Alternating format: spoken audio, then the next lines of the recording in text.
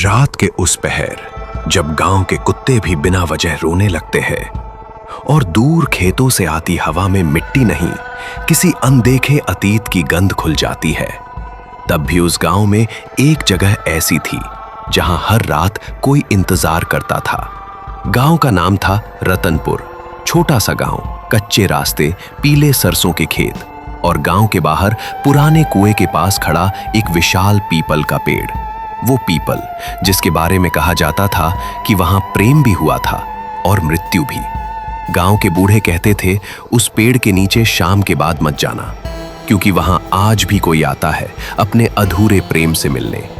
लेकिन ये कहानी डर से पहले प्रेम की है और प्रेम से भी गहरी पीड़ा की।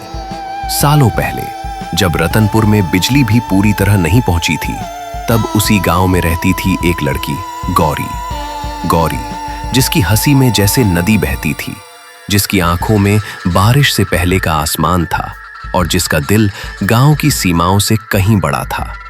वो हर सुबह पीपल के पेड़ के पास वाले कुएं से पानी भरने जाती और वहीं हर रोज उसे देखने आता था एक लड़का। नाम था मोहन किसान का बेटा था, मिट्टी में पला, धूप में पका और सपनों में डूबा हुआ। वो कभी सीधे गौरी से नहीं बोला, लेकिन हर रोज जब गौरी घड़ा भरती, मोहन चुपचाप रस्सी खींच देता। दोनों के बीच शब्द नहीं थे, लेकिन एक मौन रिश्ता था जो धीरे धीरे पूरे गांव की हवा में घुल गया। मौसम बदले, फसलें कटीं और वो मौन प्रेम अब गांव की सबसे सच्ची कहानी बन चुका था। लोगों ने देख लिया था, समझ लिया था, लेकिन कहा कुछ नहीं, क्योंकि गांव में प्रेम अक्सर छुपकर ही जीता है।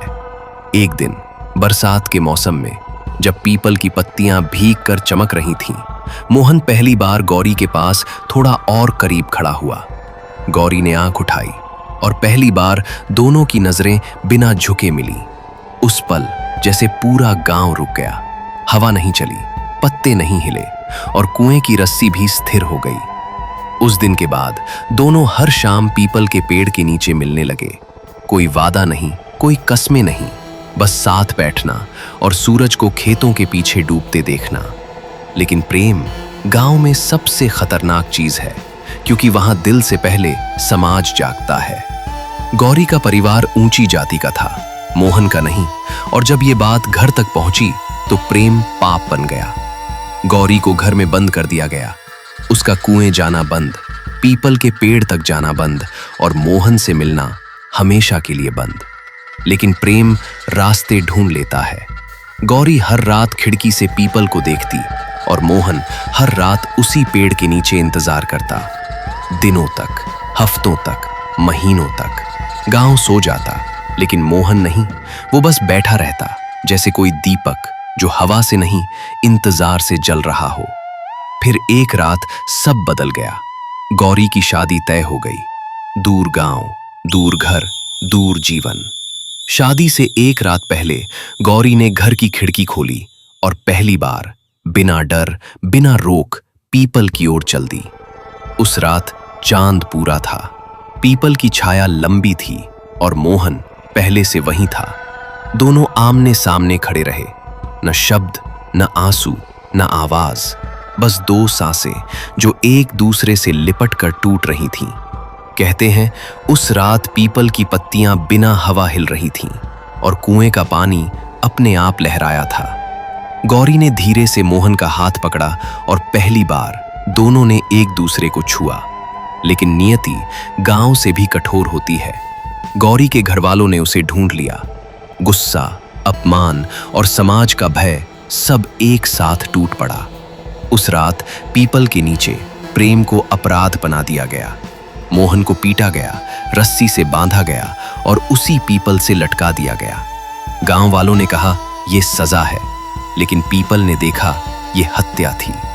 मोहन की सांस टूट गई, लेकिन उसकी आंखें आखिरी पल तक गौरी को ढूंढती रहीं।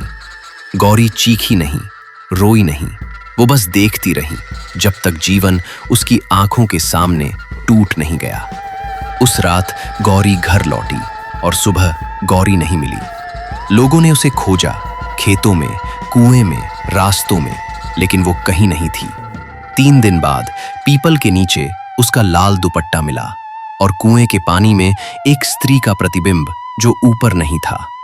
उस दिन के बाद रतनपुर बदल गया। पीपल के पास कोई नहीं जाता, कुएं से पानी कोई नहीं भरता, क्योंकि कहते हैं हर पूर्णिमा की रात वहां दो छायाएं दिखती हैं, एक लड़का जो रस्सी से बंधा है और एक लड़की जो उसके पास बैठी है। गांव वालों ने